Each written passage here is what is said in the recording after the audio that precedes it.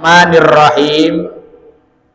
Wa ayyu mawdi'in shalla fil masjidi bi salatil imami fihi wa huwa alimun bi salatihi ajza'ahu ma lam yataqaddam alaihi wa in shalla fil masjidi wal ma'mumi makharijal masjidi qariban minhu wa huwa alimun bi sholatihi wala haila hunaka jaza.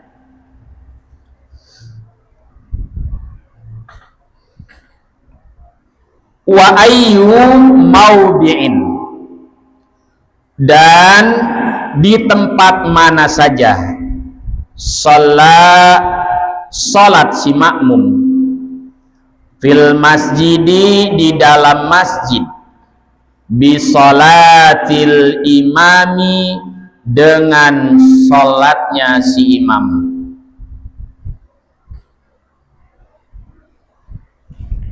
fihi, di dalam masjid,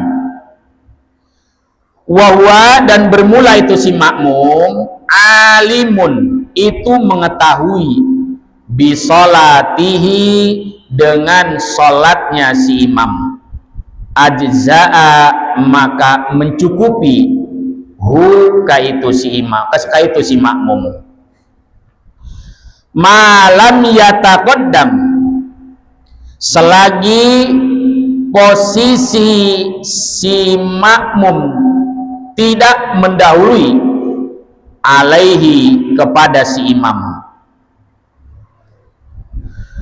Wa in shalla, dan jika sholat si imam fil masjidi, di dalam masjid, wal ma'mumu, dan makmum makharijal masjidi, di luar masjid, qariban, dengan jarak dekat, minhu, dari si imam, wahwa, dan bermula itu si makmum, alimun, itu mengetahui, bisolatihi, dengan sholatnya si imam, wala haila, dan tidak ada yang menghalangi, hunaka, antara si imam dan si makmum, jaza, maka boleh mengikuti imam tersebut.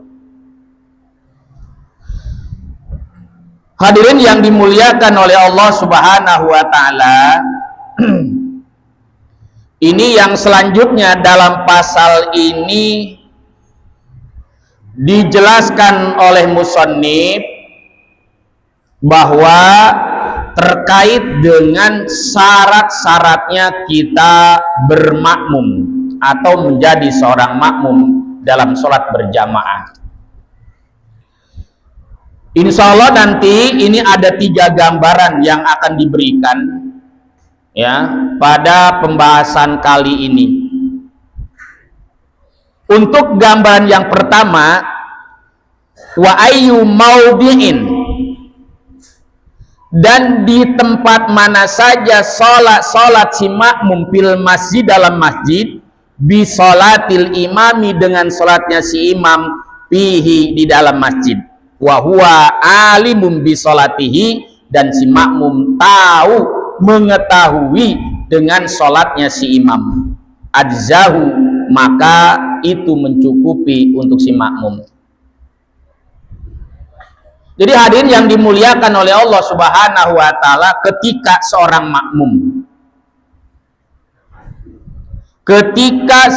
makmum sholat di dalam masjid dengan sholatnya seorang imam,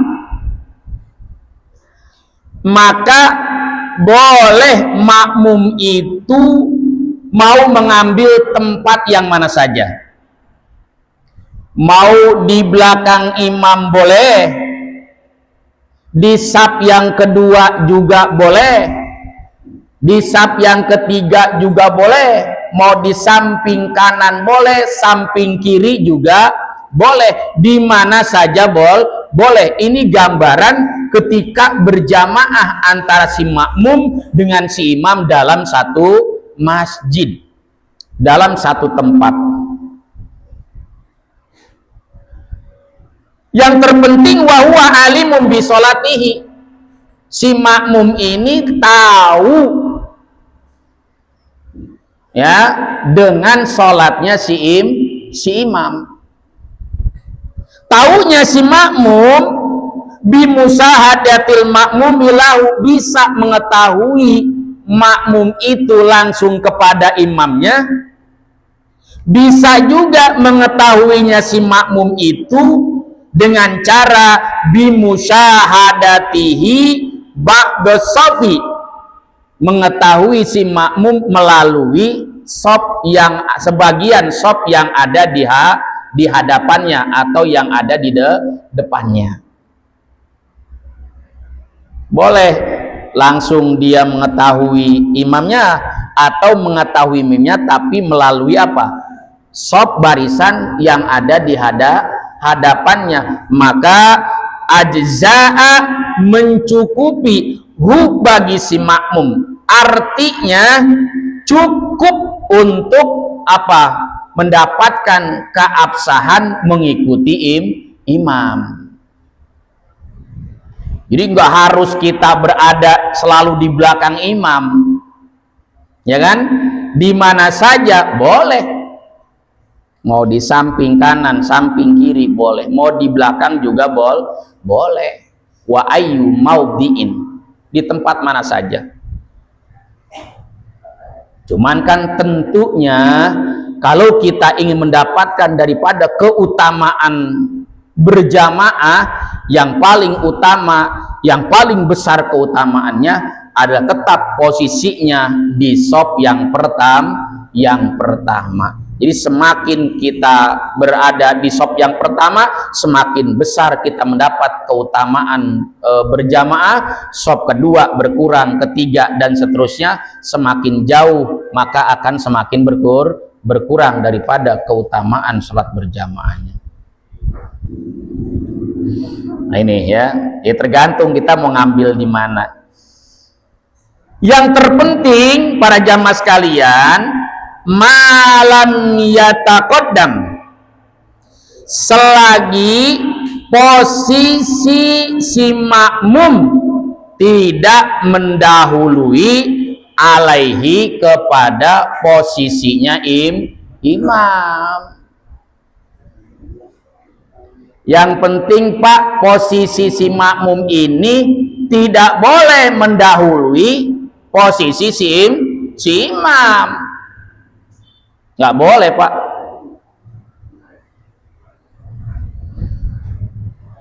Karena jika itu terjadi, fa'in taqaddama, maka jika posisi si makmum mendahului alaihi kepada si imam bi'aqobati, ya, dengan mendahului telapak kakinya si imam, bijihati pada tempatnya si makmum, lam tan akid sholatuhu, maka sholatnya tidak sah.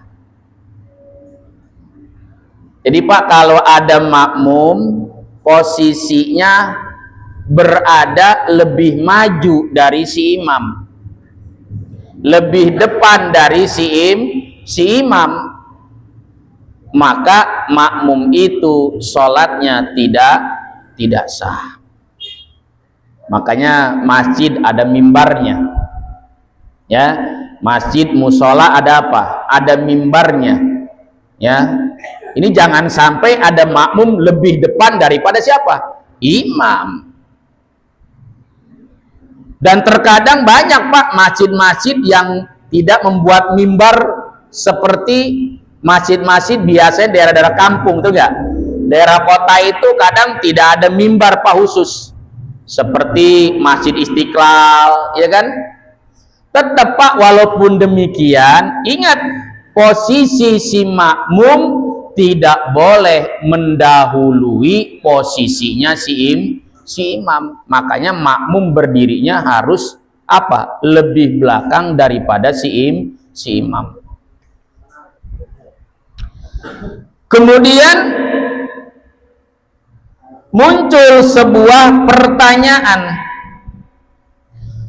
Bagaimana jika seandainya seorang makmum ini posisinya sama dengan siapa? Dengan si imam. Kalau tadi kan dikatakan ketika ada makmum posisinya lebih maju, lebih depan daripada siapa? Si imam, ya, maka lantan akid sholatnya dianggap tidak sah. Kemudian pertanyaan, muncul sebuah pertanyaan, bagaimana jika posisi si makmum sama rata dengan siapa? Dengan posisi si imam. Saya duluin dah, pasti nggak ada yang nanya. Nah, maka dikatakan wala tadurru musawatuhu li imamihi,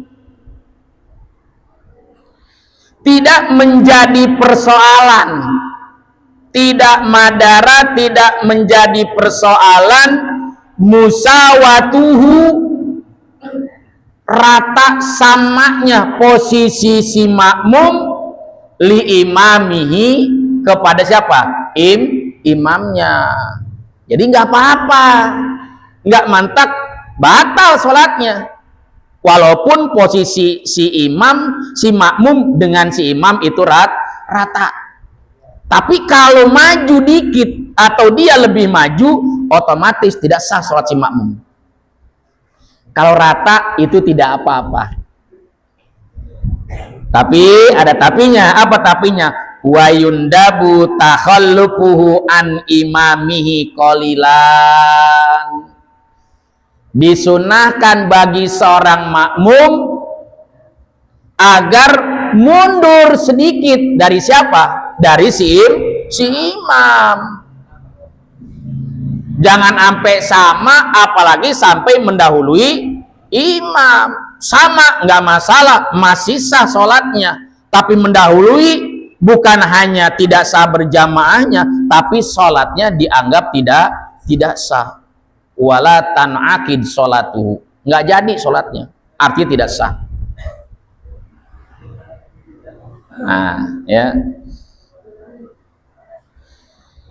Wala yasiru bihada takhallufi munfaridan anis sofi,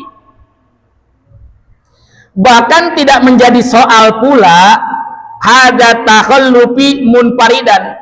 Ada orang sholat ternyata dia sendiri diri, tidak sama rata dalam barisannya, agak mundur Pak sendiri. Paham kira-kira? Jadi umpamanya ini barisan nih, biasanya kan kasih tanda nih seperti ini atau garis. Yang lain rata semua. Dia sendirian malah agak mundur ke belakang Pak, tidak konsen. Mestinya dia majuan biar sama dengan yang lainnya dalam barisan itu, tetapi dia malah apa? Lebih mundur, nggak rata. Bagaimana sholatnya? Sah tidak? Jawabannya tetap sah. Sah Pak, tidak batal sholatnya. Cuma hatta la yajuzu fadilatal jamaati, cuman dia tidak mendapatkan daripada fadilah keutamaan sholat berjamaah. Makanya imam selalu mengingatkan, istau sufufakum fa inna taswiyatas sufufi min tamamis sholat. Diingatkan, luruskan dan rapatkan shaf atau barisannya, karena itu adalah merupakan kesempurnaan daripada pahala atau fadilah sholat berjamaah. Kalau kita umpamanya tidak rata, ternyata kita mundur, tidak konsen, tidak melihat jamaah yang ada di samping kita atau samping kanan kita umpamanya, malah kita lebih mundur, tetap sah Pak sholatnya. sah berjamaahnya. Cuma ada kurangan. Apa kurangannya? Orang itu tidak mendapatkan keutamaan atau fadilah berjamaah. Makanya rapetin sopnya, luruskan sopnya. Ya, imam juga harus mengingatkan ketika masih amburadul, jangan main tarik aja. Ya, lihat dulu jamaah yang ada belakang kita ini. Jangan jamaah masih ngerapin sop barisan, ya kan ya. Imam udah main setar aja, Allahu Akbar. Sehingga kadang-kadang makmum masih gaduh, ya kan ya.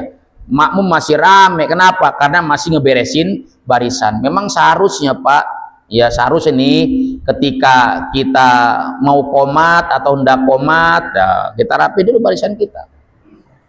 Enak. Ya. Jangan ini udah komat, udah rapi, imam udah takbir, masih apa? Amburadul.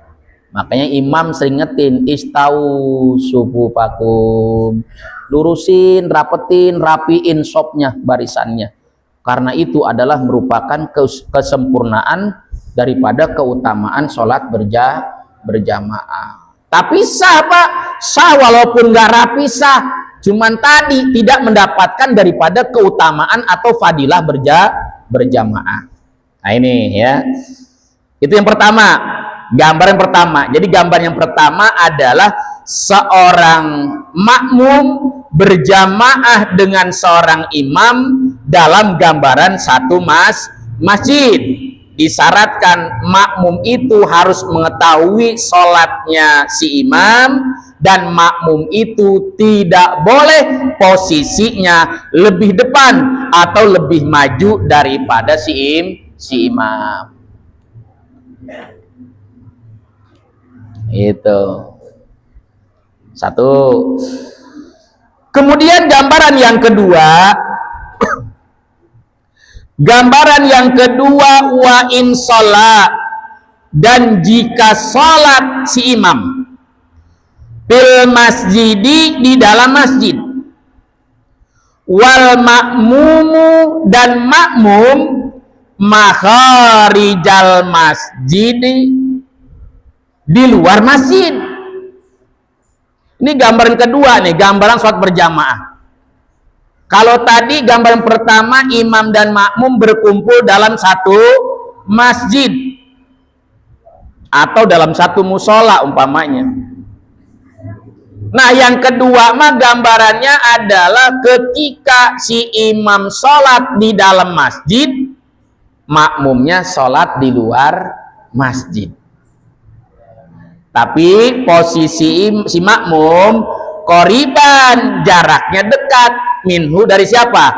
Dari si imam. Ya, jaraknya lebih dekat daripada si imam. Mana gambaran dekat? Gambaran dekat dijelaskan bi alam tajid masafatu ma bainahuma ala salasa mi'ati dhira'in. Gambaran dekat Pak dalam aturan berjamaah adalah tidak lebih ukuran jaraknya dari 300 ziro atau 300 hasta. Bingung kita ini, Ustaz, 300 ziro berapa itu jaraknya, ya kan? Ya. Jadi Pak, kalau saya mau bahas secara detail, ukuran 1 ziro itu Pak, ini sama dengan ukuran 1 hasta. Ya, ukuran 1 hasta atau 1 ziro itu, ini sebenarnya Pak, banyak pendapat yang mengatakan. Di antaranya ini ada 3 pendapat Pak yang mengatakan. Yang pertama, kalau menurut pendapat daripada Hanafiyah, itu 1 ziro ukurannya adalah 46 cm. Ini Pak, ziro itu namanya siku Pak. 1 ziro sesiku. Mana siku? Dari ujung tangan kita sampai ujung apa nih? Ujung sikut. Ini namanya 1 ziro. Ya, atau 1 hasta nih. Dari ujung tangan kita ke ujung apa? Ke ujung siku. Itu namanya 1 ziro. Atau 1 hasta. Nah, menurut pendapat daripada Hanafiyah, itu 1 ziro ukurannya 46 cm, atau ada yang mengatakan juga 46,2 cm. Tapi saya bulatkan 46 aja. Ada yang kedua berpendapat 1 ziro atau 1 hasta itu adalah ukurannya 53 cm.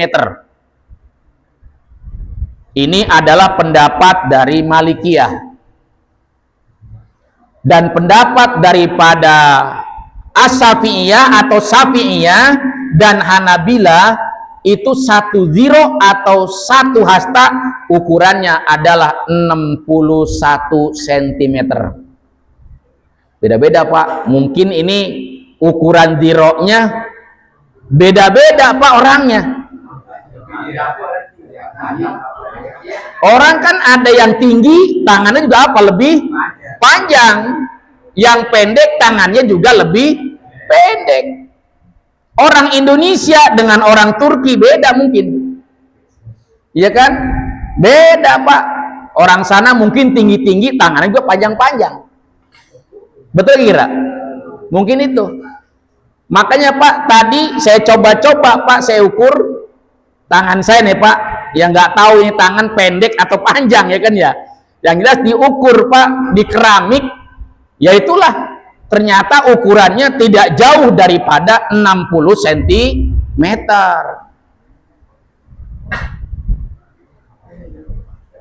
Makanya ini saya akan ambil Pak ukuran yang standar kita Pak, standar orang Indonesia, ya kurang lebih lah rata 13.800 cm.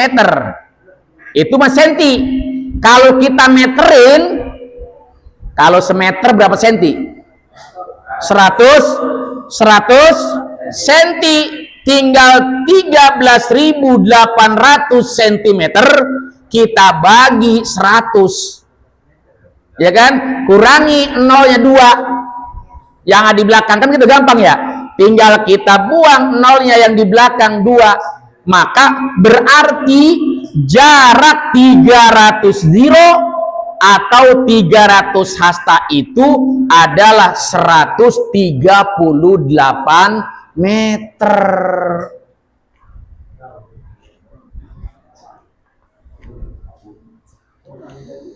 Nah, makanya Bapak Ibu yang dimuliakan oleh Allah, ya, ketika imam sholat ya di dalam masjid dan makmumnya sholat di luar masjid, jaraknya dekat Pak. Berarti jaraknya ini tidak lebih daripada 138 meter kurang lebih. Tentunya kalau tadi pendapat Syafi'iyah dan Hanabilah 61 cm panjang lagi Pak, ya kan ya. Cuman kan hastanya hasta orang mana ini? Ini kan kalau ini orang Indonesia standar lah, kita ambil di angka tadi aja 46 cm. Itu Pak syaratnya jangan lebih dari 300 ziro atau 138 meter. Kemudian wahwa alimum bisolatihi, si makmum itu bisa mengetahui sholatnya si imam tadi, baik mengetahuinya langsung atau juga mengetahuinya dengan cara melihat shop atau barisan yang ada di hadapannya. Kan bisa aja Pak, kalau umpamanya kita sholat dalam sebuah masjid kemudian posisinya penuh, ya kan, posisinya penuh, kan kita udah nggak bisa ngelihat imam, ya kan, sudah tidak bisa terkadang mengetahui sholatnya siapa, si imam. Maka kita jangan terlalu memaksakan kemudian kita ngangkat-angkat kepala Pak sambil sholat, ya kan ya. Pengen tahu sholat si imam, cukup tinggal kita ketahui sholatnya si imam dengan mengetahui sebagian shop atau barisan yang ada di hadapan kita atau yang ada di samping kita. Nggak usah maksa-maksa pengen kelihatan banget sembahyang kayak nonton film, nggak usah. Ya, cukup itu juga. Nah ini ya, tahu tuh ya si makmum ya dengan apa sholatnya si imam. Nah kemudian bagaimana jika seandainya ini jaraknya lebih nih dari 138 meter, tapi jarak kita dengan si imam nyambung Pak dengan apa? Dengan barisan atau sop-sop yang ada di hadapan kita. Bagaimana jika terjadi seperti itu? Maka kalau gambaran Pak seperti itu, berarti terhitung 138 meter bukan dari imam, tapi dari sop atau barisan yang ada di hadapan kita. Walaupun sampai ke sono Pak atau ibah, tapi nyambung Pak sopnya, ya masih sah, masih boleh. Seperti sholat di mana? Di Masjidil Haram. Coba bayangin, dari jarak Ka'bah atau jarak imam kepada seluruh makmum itu kan kadang jauh. Apalagi makmum yang ada, ya mungkin ada di luar apa? Masjidil Haram. Berapa jaraknya? Luas Masjidil Haram itu berapa ya kan ya? Kita ukur itu bisa lebih daripada 138 meter. Sah tetap. Kenapa? Masih nyambung. Kenapa nyambung? Karena antara kita dengan imam, ya kan ya, kita sebagai makmum dengan imam tidak putus. Ada sop-sop atau barisan yang ada di hadapan kita. Yang tidak boleh lebih dari 138 meter itu, ya kurang lebihnya nih, perkiraan kurang lebihnya, itu kalau kita sholat, imam satu, kita satu sebagai makmum. Imam di sini, kita di luar di sono. Begitu Pak. Ini kan gambaran kedua, paham ini? Gambaran kedua, sholat imam di masjid, makmum di mana? Di luar. Imam di mimbar di sini, makmum di sono Pak.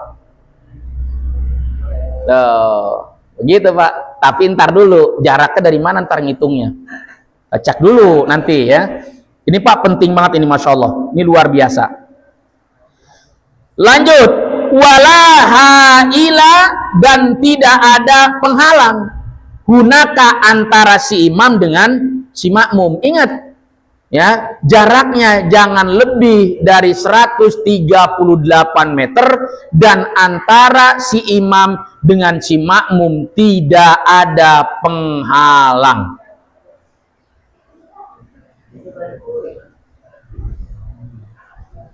Ini Pak, tidak ada penghalang, awas. Maka jawabannya adalah jaza al-iktida'u bihi, itu masih diperbolehkan untuk mengikuti sholat kepada si imam. Tadi syaratnya, ya kan? Yang pertama dekat, tidak lebih daripada 300 diro. Yang kedua, si makmum mengetahui sholatnya siapa? Si imam. Antara si imam dan si makmum la haila, tidak ada penghalang. Nah, apa gambaran penghalang? Bisa jadi Pak pintu, tembok. Makanya Pak, kalau kita sholat berjamaah, umpamanya masjid ini mau kosong atau mau penuh Pak dengan jamaah, maka yang namanya pintu Pak harus terbuka. Karena apa? Ini adalah penghubung. Jangan sampai putus antara si imam dengan siapa? Si makmum. Kalau sholat berjamaah, imam di dalam masjid, makmumnya di luar masjid, tapi rapat Pak, tertutup, ada penghalang, contohnya seperti pintunya ditutup, dikunci Pak, maka imam yang di belakang tidak sah. Termasuk juga, saya masih ingat sekali ketika dulu saya ngaji Pak, kalau nggak salah waktu itu ngaji kitabnya Fathul Mu'in, Yana Tolibin, maaf ya Tolibin. Termasuk juga begini Pak, ketika ada masjid dibangun 2 lantai, nah ketika ada masjid dibangun 2 lantai Pak, lantai dasar dan lantai kedua, atau ada yang tiga lantai, maka Pak ini peraturannya ketika sholat, ketika ada makmum yang di bawah lantai pertama, ada juga lantai kedua atau ketiga Pak ya, berarti kan harus ada tangga, dan tangga itu Pak harus adanya di masjid, jangan tangga itu dari luar masjid. Kemudian yang kedua Pak, ini tidak boleh ada hail. Kalau umpamanya tangga di luar Pak, tangga di luar, kemudian imam di dalam, semua Pak pintu jendela tutup rapat, iya kan ya, tutup rapat nih, ada makmum di atas,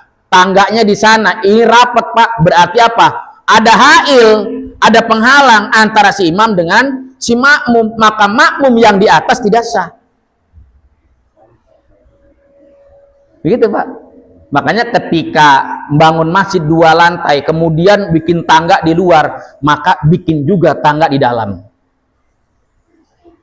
Nggak sembarangan Pak, nggak bisa begini umpamanya ini musola Al-Ikhlas, dibikin 2 lantai Pak, ya kan, lantai dasar, lantai kedua Pak, tangganya dari seberang sana Pak, seberang jalan umpamanya, ya kan ya, bukan berada di dalam musola atau dalam masjid, maka tidak boleh Pak, harus ada di mana tangganya, di dalam masjid atau musola, paling tidak ada di depan Pak, di depan atau di samping, dengan catatan nanti ketika sholat berjamaah maka pintu dibuka, supaya apa? Supaya tidak termasuk hail yang menghalangi antara imam dan makmum yang ada di luar. Begitu Pak caranya. Ya, ini itu gambaran kedua. Kemudian saya tambahkan satu Pak dengan gambaran yang ketiga. Oh ya, maaf, ada tambahan. Waktu tabarul masafatul madkur min akhiril masjidi. Dan dihitung Pak jarak yang tadi telah diceritakan berapa? 300 ziro, tidak lebih daripada 300 ziro, maka itu mulai dihitungnya adalah min akhiril masjidi, dari apa? Dari ujung masjid ke sono Pak. Ini masih gambaran imam di masjid, makmum di luar masjid. Kalau imam di masjid, makmum di masjid, maka gampang. Umpamanya imam sholat di mimbar, kita baru datang Pak, nggak sempet berdiri di mana, di dekat imam, dekat pintu Pak, takbir Allahu Akbar, masih satu masjid, sah masih Pak. Cuman tadi apa? Tidak mendapatkan keutamaan sholat berjamaah. Umpamanya imam di sini Pak, makmum sini satu, cuma 4 Pak makmumnya. Imam sini satu, ya kan ya, di sono satu, belakang satu Pak.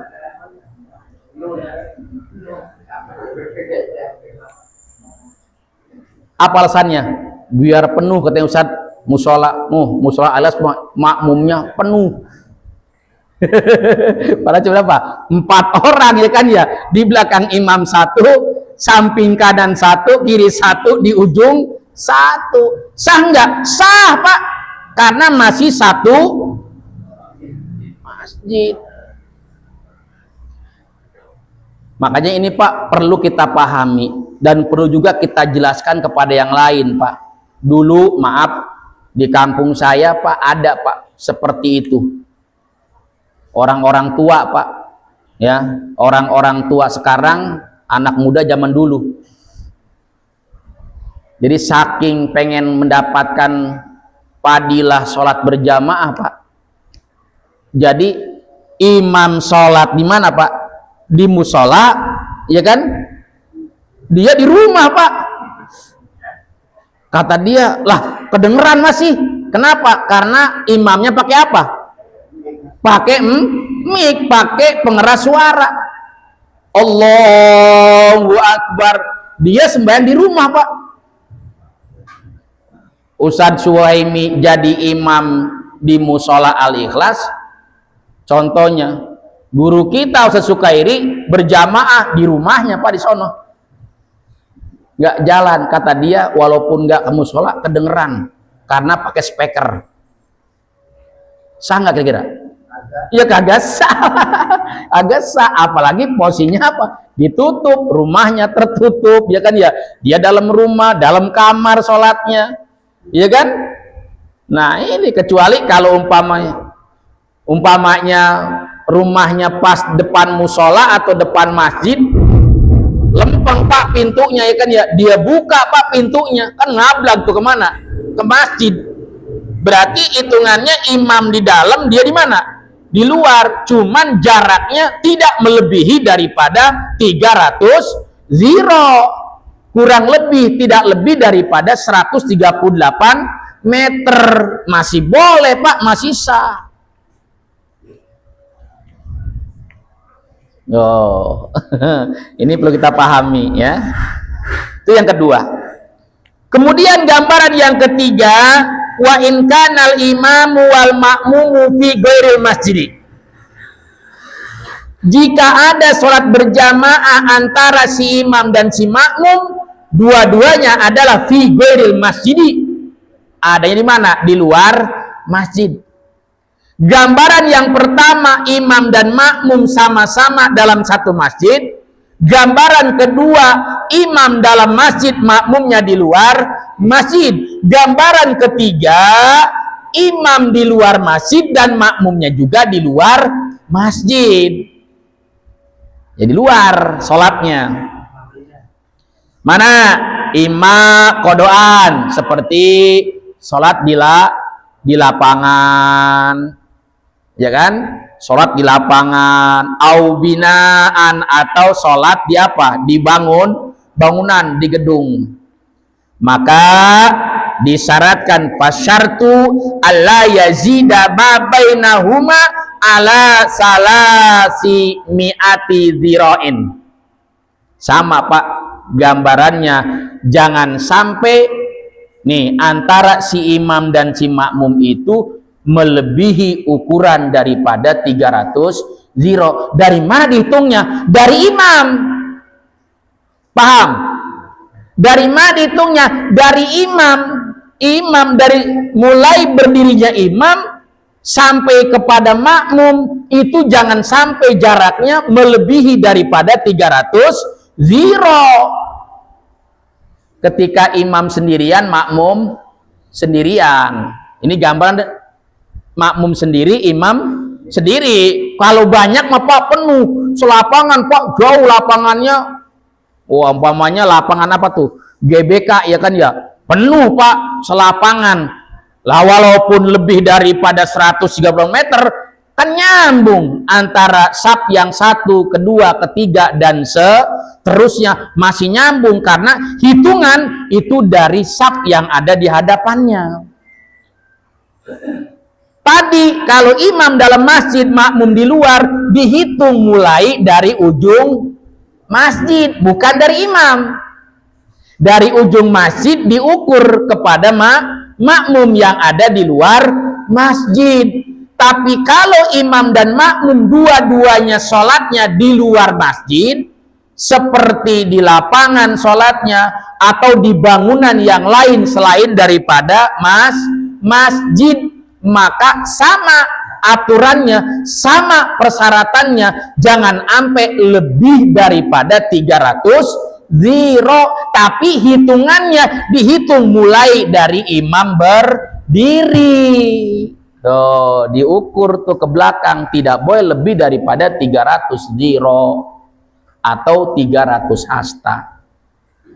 Dan sama itu pun wa alla yakuna bainahuma hailun, itu pun sama Pak, tidak boleh ada yang menghalangi antara si imam dan si makmum, baik itu bentuknya pintu, bentuknya tembokan. Yang jelas kalau orang jalan nih dari si makmum itu nggak bisa nembus kepada si imam. Tapi kalau umpamanya tidak ada penghalang Pak, pintunya dibuka, walaupun pintunya di tengah-tengah, contoh ya, pintunya di tengah-tengah, orang sholat di pinggir umpamanya Pak, sebelah pinggir, nggak lempeng tengah-tengah. Yang penting ketika dia bisa bergeser, kemudian dia maju, lempeng bisa menuju tembus kepada si imam, berarti itu terbuka, tidak ada penghalang. Makanya tadi dikatakan yang di tingkat pun sama, ketika umpama sholat di tingkat, kemudian tangganya berada di depan Pak, di luar ya, luar tapi bukan luar jauh Pak, maksudnya di apa? Di pendopo ya, pendopo masjid, biasanya gitu ya, di emper masjid, maka pintu masjid jangan ditutup. Kira-kira kalau orang turun, kemudian dia bergeser, itu dia bisa tembus kepada si imam. Nah, betul. Kadang-kadang kan kalau lantai itu kan nggak rapat semua. Kadang-kadang tengahnya apa? Bolong. Walaupun tengah bolong, itu tidak bisa dikatakan bersatu dengan siapa? Dengan si imam. Tetap aja. Tetap harus dibuka. Lah orang ada yang kira-kira langsung jalan loncat ke atas. Lah kagak ada. Ini kan secara apa? Secara hukum adat, hukum kebiasaan. Ya, secara kebiasaan. Kalau dia menuju ke imam, umpamanya pintu dikunci, semua jalan dikunci. Ada kan itu nggak dicor semua. Bisa nggak kira-kira dia jalan loncat itu nemuin imam? Ya kan? Kalau begitu bisa dari pesawat pelongoin bawahnya, ya kan, kita bisa ngelihat orang di bawah. Jadi nggak bisa, tetap ya kan, lantai punya 2, 3, lihat Istiqlal, di mana ada tangga Istiqlal. Walaupun ada tangga yang dari luar, tapi di dalam tetap ada tangga untuk naik ke lantai pertama, kedua, ketiga, keempat, ya kan. Kadang kan orang ada yang sholat di lantai ketiga, ya kan, ada ketika Jumatan tuh, ketika ada acara, sah nggak? Sah. Kenapa? Karena itu masih apa? Bisa tembus kemana? Ke imam, walaupun imam adanya di lantai dasar atau di lantai pertama. Harus paham ini dalam berjamaah.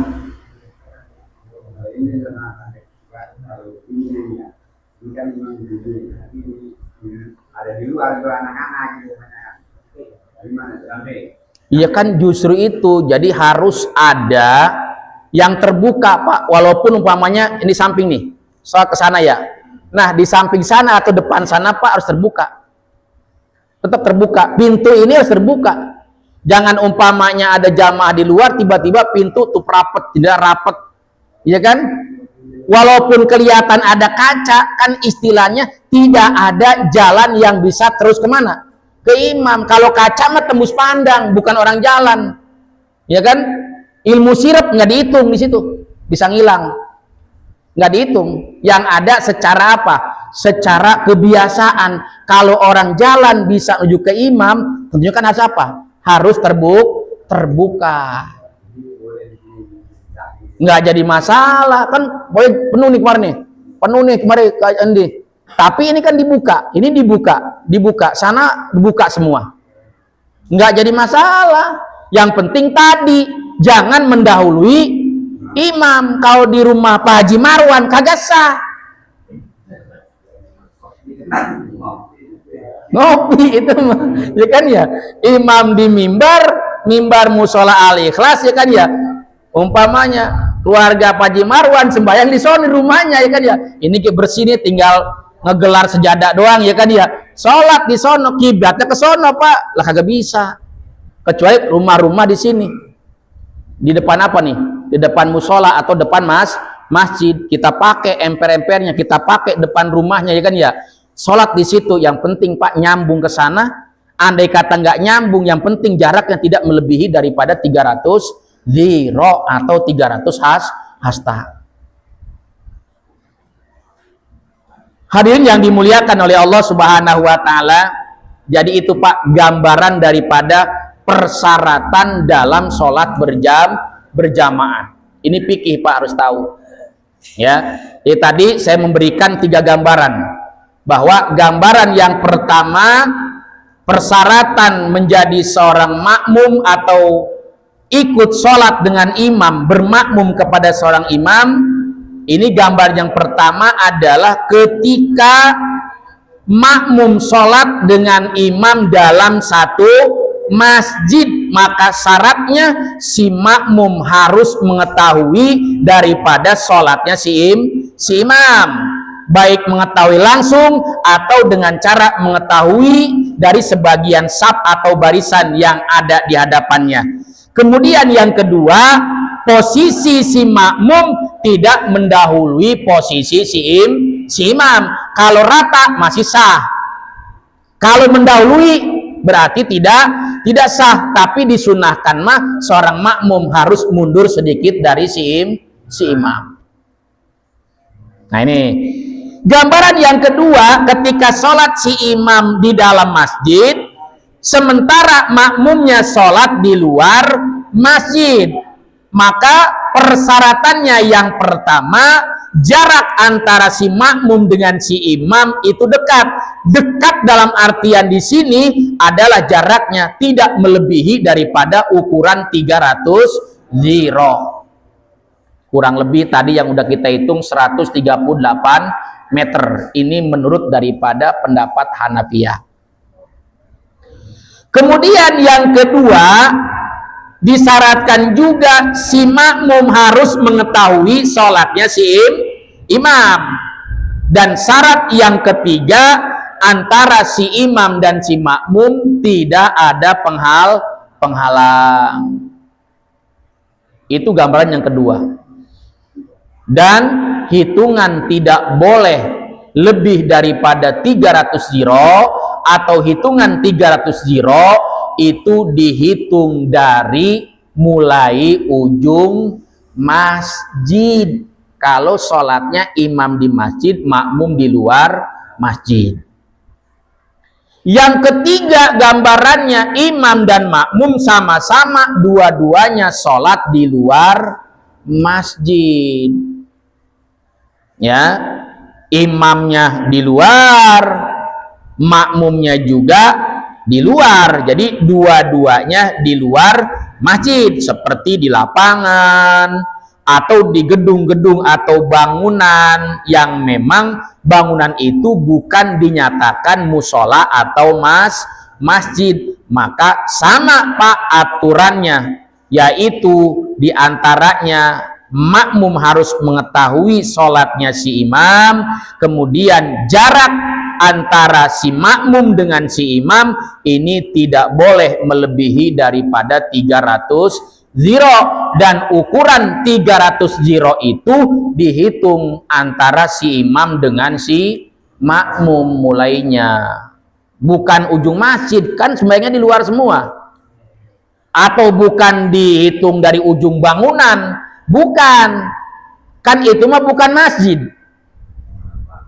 ya itu mah bukan masjid. Jadi tidak dihitung ujung bangunan, tapi dihitung dari mulai berdirinya si imam kepada berdirinya si makmum. Jangan sampai lebih daripada 300 ziro. Itu pun kalau imam sendiri, makmum sendiri. Tapi kalau makmumnya penuh, nyambung terus nyambung, nggak masalah. Dan yang terakhir, tidak boleh ada yang menghalangi. Waktu saya ngajar dulu Pak, ada yang nanya begini, Ustaz, bagaimana kalau umpamanya ini antara si imam jaraknya lebih daripada 3 siro, tapi nyambung, cuman nyambungnya sapnya bukan ke samping Ustaz, manjang ke sono.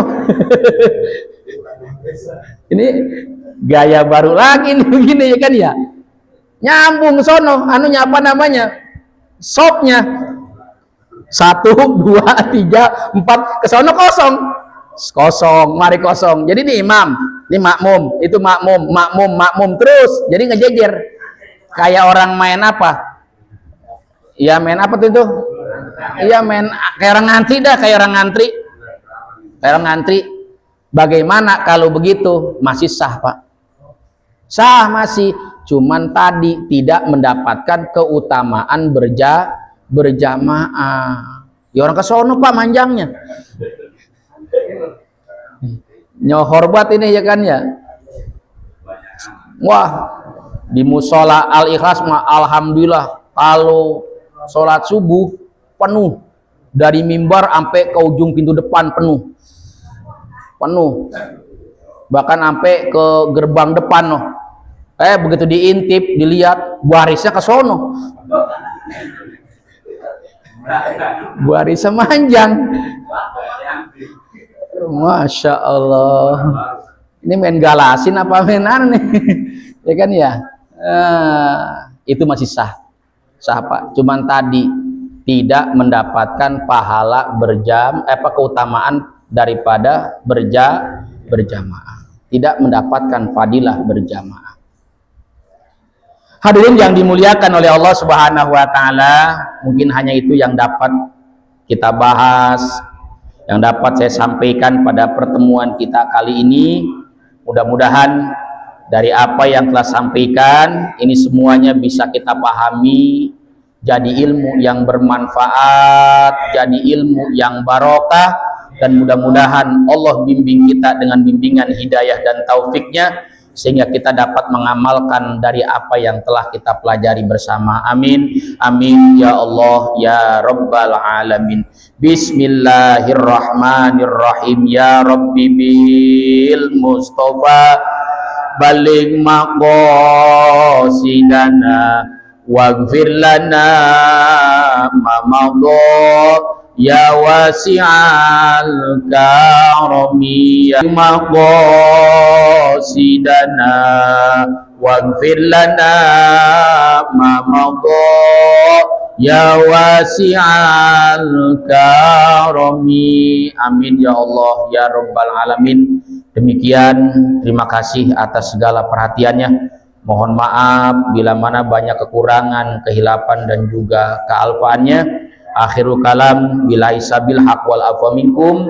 Wassalamualaikum warahmatullahi wabarakatuh.